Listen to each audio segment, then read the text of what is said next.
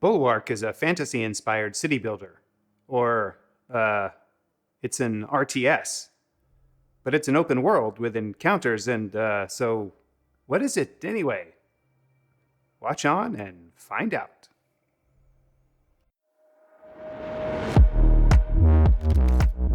My name is Thoraxe, and this is Strategy for Busy People. If you've got a few minutes, I'll tell you what to play. I put just over 5 hours into Bulwark, Falconeer Chronicles by Thomas Sala, and I have to say, I still am not sure what I played. This game is a city builder, and you know that I love city builders. But it is so different and so unique and just so strange. But that actually should not dissuade you. For reference, the game bills itself as an quote-unquote open-world building sandbox, and it is definitely that, I think. The game starts off seemingly well enough, but immediately, and I do mean immediately, you will get hung up on the control system. Every single other review I read about this game said the same thing. The game is designed to use a controller, but we hated using controllers, so instead we used the mouse and keyboard. A little bit of it is weird, and you will have to get used to it. It'll be fine in the end. And I agree. It was weird and a little janky, but I figured it out. You will too. The next thing that is kinda interesting / weird / different about this game is the actual building of things. There are these kinds of nodes that you connect to build towers, and the citizens of your, city? Empire? Faction. They move in along the paths between the towers. You can build foundations and balconies and build taller towers, but the game just sort of randomly decides how it's going to draw things. Because this game is part fantasy art simulator sandbox. There are specific resource nodes on the map that require using resource extractor buildings. Depending on how many workers, pathways, and populations are connected to those extractors, they extract more.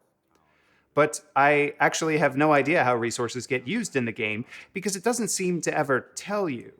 I never ran out, though, so there's that. It seems as if an area you want to build simply needs access to resources through the node network. The game has a giant open-world map with all of these random islands, some of which have the aforementioned resources and others that have rival faction settlements. And others have random things you might encounter. Or you might encounter random things in the water and not on the islands. It's a sandbox, you know.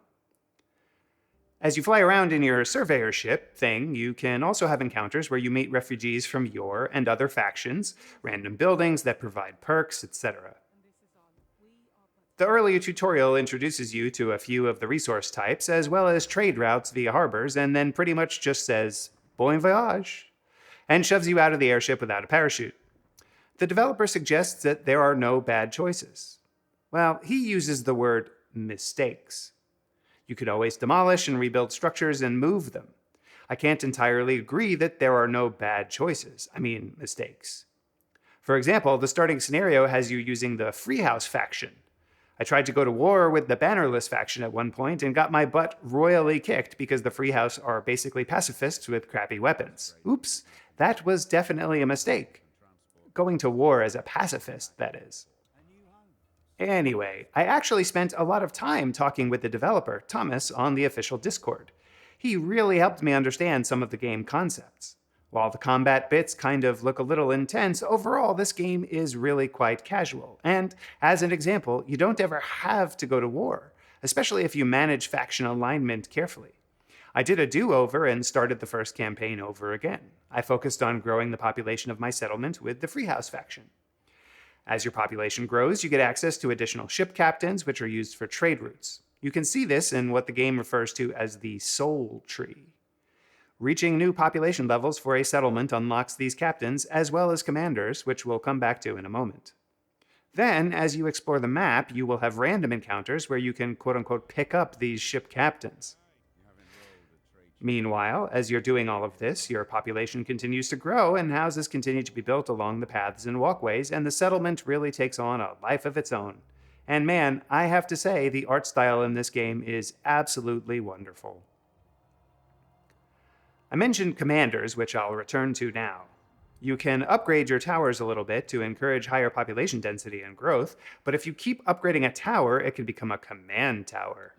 Command towers are where you can employ, you guessed it, commanders. These commanders can provide various buffs or benefits. Certain commanders will improve the resource production of connected extractors, but other commanders will provide military units to accompany your surveyor. As is the case with upgrading the towers to command towers, you can also upgrade your little outpost all the way to a citadel. And, as things progress, your settlement just gets more and more wild, fantastical, and beautiful. Each faction has its own art style, building, and unit types. It really is quite interesting. And the day/night cycle, weather events, water, and more are all just lovely. Ultimately, the game is about exploring. Not just exploring the map, but exploring the factions, their units, and so on and so forth. There's a lot to uncover here. Just be patient and be willing to start over or undo what you did. As Thomas says, there are no mistakes. Kind of. Before I give my final verdict, take a moment to like this video and subscribe to the channel. Don't forget to share it with your friends.